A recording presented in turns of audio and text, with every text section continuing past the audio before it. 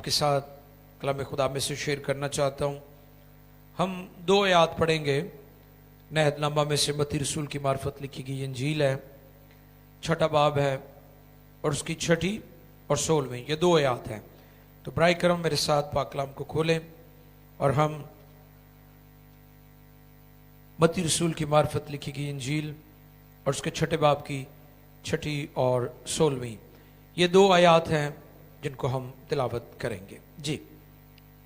خدا کے کلام مقدس میں رقم ہے، اور اس نے ان کی بے اعتقادی پر تعجب کیا.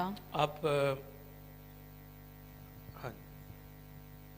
6 باب کی 16 آیت میں لکھا ہے، پس تم اس طرح دعا کیا کرو. ہاں جی، بلکہ جب تم دعا کرو. نہیں، 6 پہلے پڑھیں گے پھر 16 پڑھیں گے. بلکہ جب تو دعا کرے بلکہ جب تو دعا کرے تو اپنی کوٹری میں جا، تو اپنی کوٹری میں جا اور دروازہ بند کر کے، اور دروازہ بند کر کے اپنے باپ سے جو پوشیدگی میں ہے دعا کر. اس صورت میں تیرا باپ جو پوشیدگی میں دیکھتا ہے تجھے بدلہ دے گا. 16 آیت. اور جب تم روزہ رکھو تو ریاکاروں کی طرح اپنی صورت اداس نہ بناؤ کیونکہ وہ اپنا منہ بگاڑتے ہیں تاکہ لوگ ان کو روزہ دار جانے. میں تم سے سچ کہتا ہوں کہ وہ اپنا اجر پا چکے. 17 آیت بھی. بلکہ جب تو روزہ رکھے تو اپنے سر میں تیل ڈال اور منہ دھو تاکہ آدمی نہیں بلکہ تیرا باپ جو پوشیدگی میں ہے تجھے روزہ دار جانے. اس صورت میں تیرا باپ جو پوشیدگی میں دیکھتا ہے تجھے بدلہ دے گا. پاک کلام کے پڑھے، سنے سمجھے اور قبول کیے جانے پر خداوند کی برکت. سب کہے آمین. پوشیدگی کا روزہ اور پوشیدگی کی دعا، یہ سیکرٹ ہے ایمانداروں کا. جو لوگ روحانی زندگی میں بڑھنا چاہتے ہیں، ترقی کرنا چاہتے ہیں، تو وہ اس سیکرٹ کو اپنا لیں، اس سیکرٹ کو اپنی زندگی کا حصہ بنا لیں.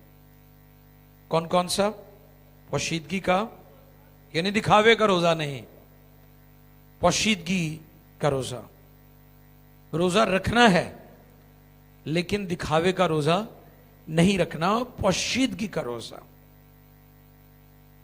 دعا کرنی ہے، دکھاوے کی دعا نہیں کرنی بلکہ پوشیدگی میں دعا کرنی ہے.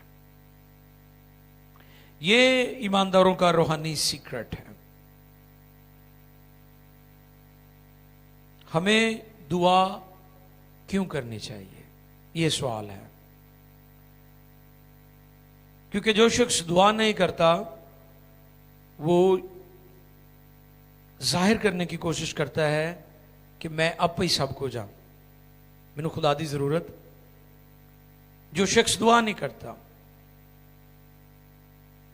جو شخص زیادہ وقت دعا میں نہیں ٹھہرتا اور دعائیہ زندگی کو اس نے اپنی لائف میں اول درجہ نہیں دیا، وہ یہ ثابت کرنے کی کوشش کر رہا ہے کہ مجھے خدا کی ضرورت نہیں ہے، حالانکہ وہ اپنے آپ کو دھوکہ دے رہا ہے. دعا روزہ خدا کے طالب ہونا ہے،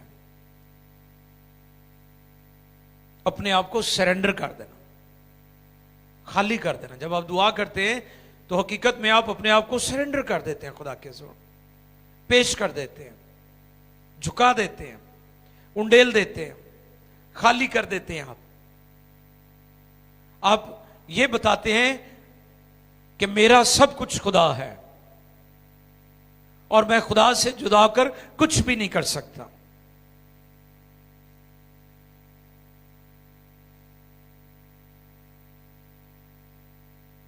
کیونکہ وہ شخص جو تکبر سے بھرا ہوا ہے وہ دعا نہیں کرتا. کیونکہ جو دعا کرتا ہے وہ تابع فرمانی بھی کرتا ہے. یسوع مسیح نے باغ گیتسیمنی میں یہی تو کیا، شاگردوں کو بھی کہا دعا کرو تاکہ آزمائش میں. اور خدا ہم بار بار جاتے ہیں اور وہ سوئے ہوئے ہیں، ان کو نیند آ رہی. 3 بار خدا نے دیکھا اور وہ تینوں بار سو رہے تھے. اور میں اکثر کہتا ہوں کہ ہم نے جسم کے تابع نہیں ہونا بلکہ جسم کو خدا اور پاک روح کے تابع کرنا ہے. تو پھر آپ اوور کم کریں گے, پھر آپ پریئر واریر بن سکتے ہیں, پھر آپ دعائیہ سورما بن سکتے ہیں. لیکن اگر آپ جسم کے تابع ہو جائیں گے تو پھر جو آپ کا جسم کہے گا وہی آپ کریں گے.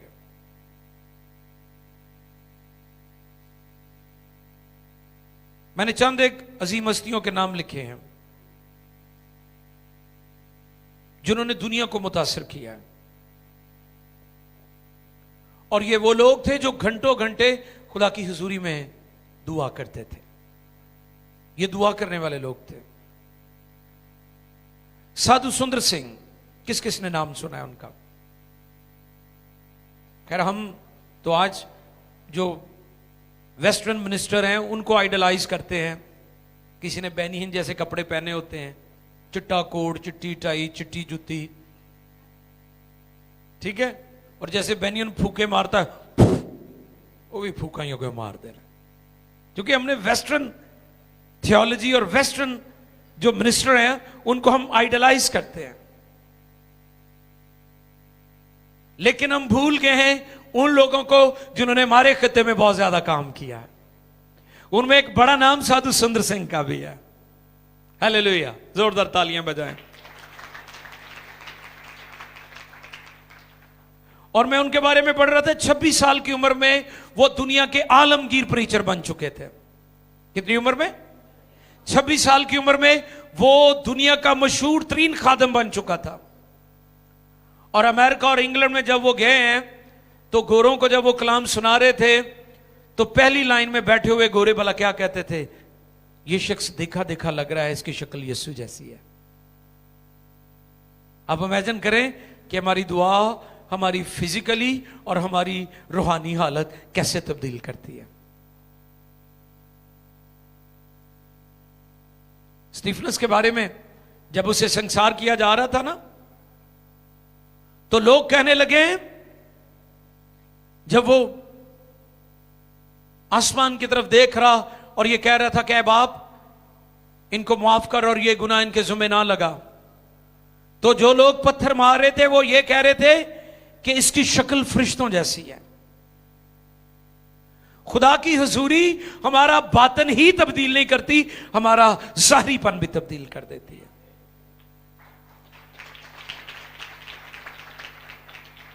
لیکن افسوس ایسے ایمانداروں پر, ایسے خادموں پر جو یہ کہتے سانو کسے دی کی پرواہ, اہی جویں دا مرضی فیشن کریے, اسی پاویں مائیکل جیکسن ورگے کپڑے پائیے تے پاویں سپائڈر مین ورگے کپڑے پائیے. ویکھے نا تسی بہت سارے کارٹون بن کے آ جاندے نے. افسوس ایسے لوگوں پر. ہم نے ویسٹرن تھیولوجی اور ویسٹرن منسٹر جو ہیں ان کو آئیڈلائز کر لیا ہے, اس لیے ہم ان کے جیسے ہو گئے ہیں, نہ وہ دعا کر دیتے نہ اسی کر دے. دعا کی تحریک ان دنوں خدا نے میرے دل میں ڈالی ہے کہ دعا اور روزہ جو ہے کلیسیا کو ہوش میں آنے کی ضرورت ہے. یہ کی ہے ہمارے پاس ریوائیول کی. وہ اس وقت میں مشہور خادم بنا جب انٹرنیٹ بھی نہیں تھا. سادھو سندر سنگھ, فیس بک بھی نہیں تھے. آج کل تو وہ دیکھا ہے میں نے کہ جعلی ویور بھی مل جاندے نے, پیسے دے کے تے وہ بندے تھوڑے ویکھ رہے ہوندے نے تے فیس بک تے ایਂ لگدا انہیں کے لگے ہوئے نے. جال سازیوں پر غور کرے ذرا, کیسی کیسی جال سازیاں آ گئی ہیں. وہ کہتے ہیں جی اتنے ہم لائکس آپ کو دے دیں گے. سادھو سندر سنگھ اس وقت مشہور ہوا جب نہ انٹرنیٹ تھا, نہ فیس بک تھی, نہ کوئی اور پلیٹ فارم تھا, لیکن وہ خدا کی حضوری میں رہنے والے لوگ تھے, خدا کے قدموں میں بیٹھنے والے لوگ تھے. ضرورت نہیں تھی کہ ان چیزوں کا سہارا لیتے. ہم شکر کرتے ہیں, لیکن جو لوگ ان چیزوں کو بنیاد بنا کر سہارا بنا کر منسٹری کر رہے ہیں, میں ان کی بات کر رہا ہوں. وہ سیکھیں ان عظیم ہستیوں سے.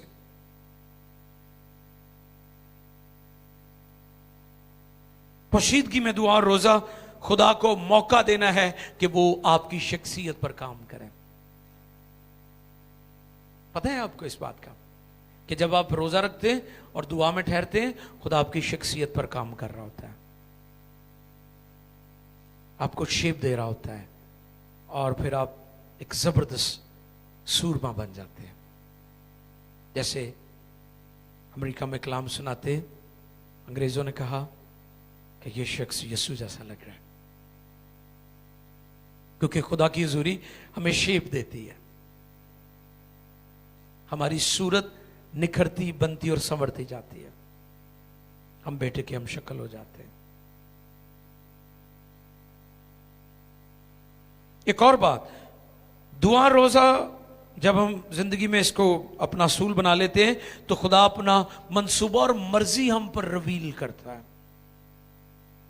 اس سے پہلے کہ طوفان آتا خدا نے نوح پر ظاہر کر دیا تھا کہ میں دنیا کو پانی کے ساتھ, لوگوں کو نہیں پتا تھا, نوح کو پتا تھا. دعا روزے میں بیٹھنے سے خدا اپنی ول, اپنی مرضی, اپنا منصوبہ, اپنا پلان آپ پر ظاہر کرتا ہے. فیصلے غلط کیوں آپ کرتے ہیں؟ کیونکہ آپ کو پتہ نہیں ہوتا خدا کی مرضی کیا ہے. اس لیے رانگ ڈیسیجن, میرج کے رانگ ڈیسیجن, نوکری کے رانگ ڈیسیجن. کئی ایسی نوکریاں کرتے ہیں وہ دن رات بچارے کام ہی کرتے رہتے ہیں, وہ جان ہی نہیں چھڑتی کمپنی انہوں دی, نہ وہ فیملی جوگے, نہ وہ اپنے جوگے تے نہ وہ رب جوگے, وہ کسی جوگے بھی نہیں ہوندے, وہ کمپنی جوگے ہی ہوندے. پیسے تو مل جاتے ہیں, جان سوکھ جاتی ہے.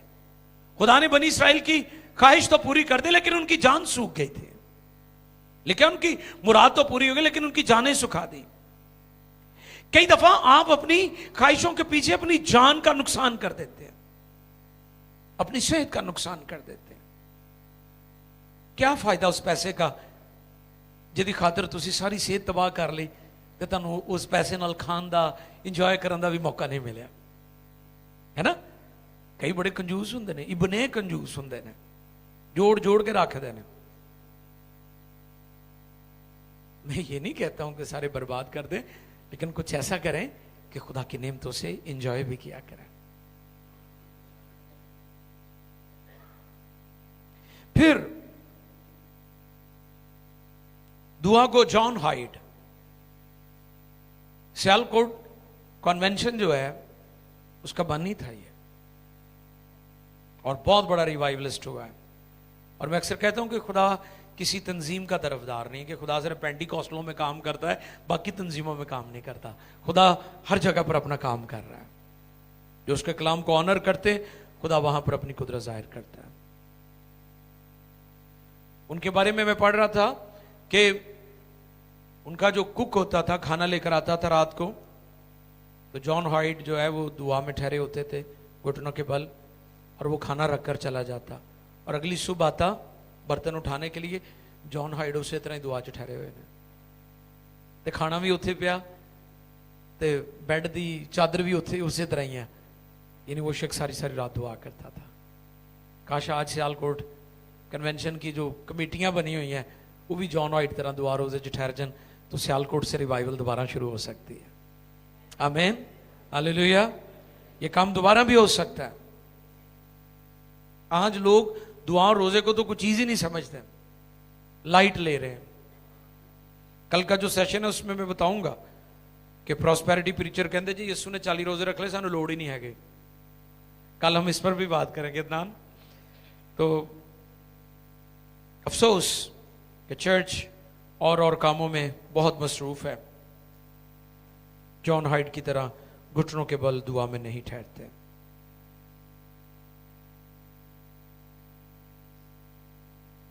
جارج مولر,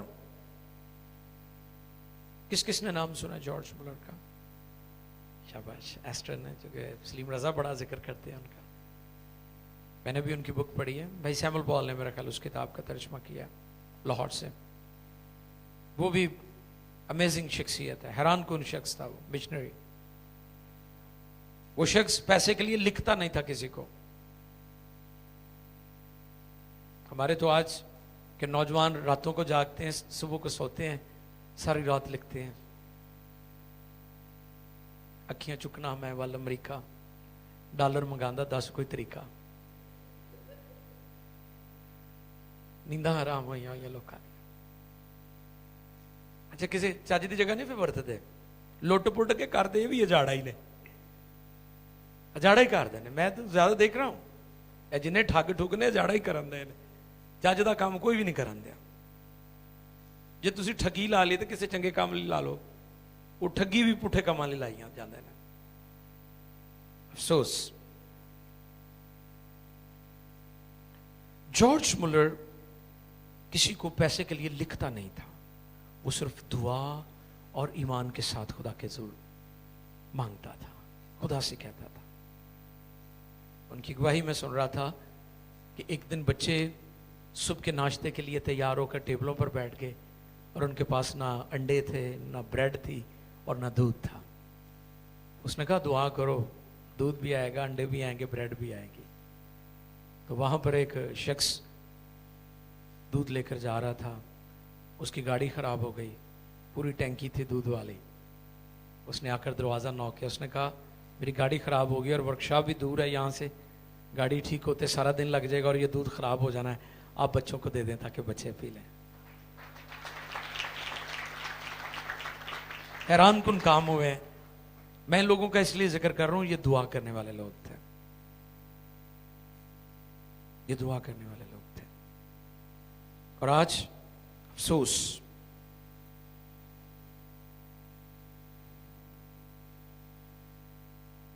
एक शख्सी दुआ है और फिर इज्तिमाई दुआ का भी कलाम में जिक्र है। अमाल 13वें बाब की 2 और 3 आयत पढ़िए जी। अमाल की किताब और उसका 13वां बाब 2 और 3 आयत देखेंगे खुदा के कलाम में से। रसूलों के अमाल 13वां बाब 2 और 3 आयत। जब वो खुदावंद की इबादत कर रहे और रोजा रख रहे थे। हाँ जी, क्या कर रहे थे? और रोजे रख रहे थे। रोजे रख रहे थे। जेडे कहते जी नवे अदनामे च लोड़ नहीं है, ये पहली सदी के ईमानदारों की बात है। खुदावंद की इबादत कर रहे, जब वो खुदावंद की इबादत कर रहे और रोजे रख रहे थे, तो रूहुल कुद्दुस ने कहा मेरे लिए बरनबास और शाऊल को उस काम के वास्ते मखसूस कर दो जिसके वास्ते मैंने उनको बुलाया है।